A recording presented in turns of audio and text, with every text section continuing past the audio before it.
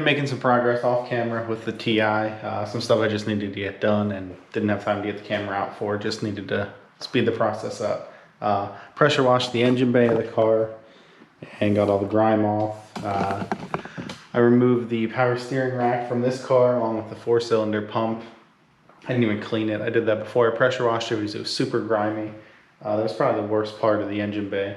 And then I removed the rack from the parts car because it was in much better shape. It was only leaking from one of the power steering hoses themselves, which I have on order, should be here hopefully tomorrow. And I also needed the 6-cylinder pump from the other car because that car was swapped. It already had the 6-cylinder pump in lines. So got all that off, have that all cleaned, pretty much ready to go back on the car. I'm probably just gonna put the rack on for now, not the reservoir and the lines. I'll do that once the engine's in. That way it gives me a little more room when I'm putting everything back together. Also, got the flange on the firewall for the coolant hoses. That was missing.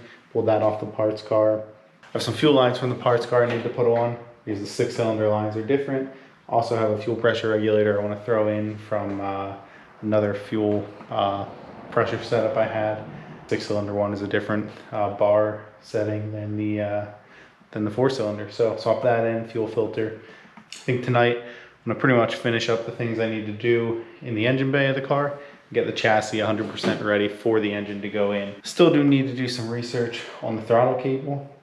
The car still has the 4-cylinder one in, the other car is a 6-cylinder one. I need to see if they're different or if they are different, even if I need to swap it. But tonight, like I said, I want to get the engine bay chassis pretty much ready for the engine to go in. So I'm gonna knock it out in system. So I'm gonna start with the fuel system, and then I'll move into the power steering setup. So here I have a new fuel filter.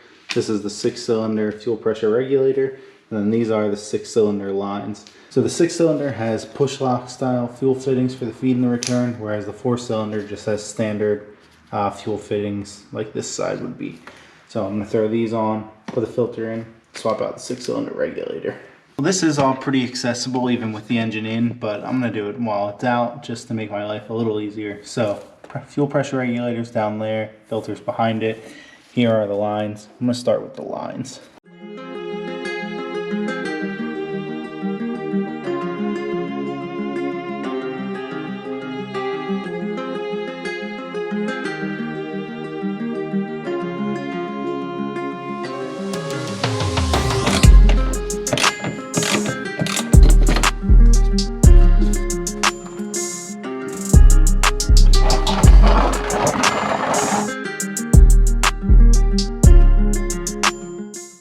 Well, that wraps up the fuel system. Pretty much in the chassis is all done. Kind of taking the Jimmy Oaks approach to some of this and knocking out a system at a time. So fuel lines are ran up, new fuel pressure regulators installed. So what I noticed is the 4-cylinder one from the TI was a 3-bar. The one from a 6-cylinder car was a 3.5. Also did some research a little while ago and determined that, and actually based off one of my brother's old 4-cylinder to 6-cylinder swap threads, I think on Bimmer forums from like 5, 6, maybe even 7 years ago. Fosdick was his username, but 4-cylinder throttle cable will work. He says it's just a little long, but I'm gonna go with it. Worst case, I can swap it out for one later, but I think for now, we're just gonna leave it in there and go with that. The grommets on it look okay, so I don't have to worry about replacing those. But my next order of business, tackling installing the rack back into the car and getting it aligned with the steering column. I'm waiting on some rack boots, so I won't be able to fully install the tie rods on the rack, but at least I can get the rack back in the car, get the steering shaft on, and then the engine can pretty much go back in.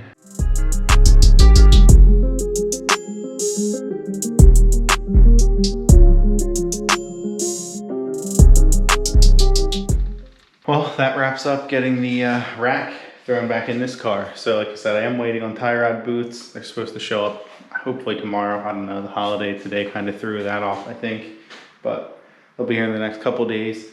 And then the engine compartment's ready for the M52. I am waiting on a few things again that are coming with the tie rod boots for the M52 to finally get it assembled. But I can get the oil pan thrown on this thing, clean up some more parts of my parts washer, and then swap the harness over from the other engine, and this thing should be pretty much ready to go back in. So it's nice to finally be making some progress with this thing. Hopefully in the next week or two, I can get the engine pretty much buttoned up and back in the car and start it up for the first time.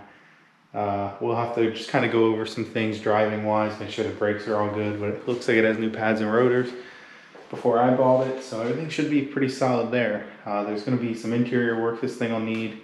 I'll have to figure out the exhaust a little bit more. I bought a section of exhaust that was supposed to be a bolt-on catback for a TI, and it's just a cut-off boiler muffler that was on the TI. So it is what it is. I'll get to that eventually. Getting somewhere. So stay tuned for some more content on this thing, and hopefully by the end of the month it's completed and out of my garage, so I can get my my E28 in here before winter.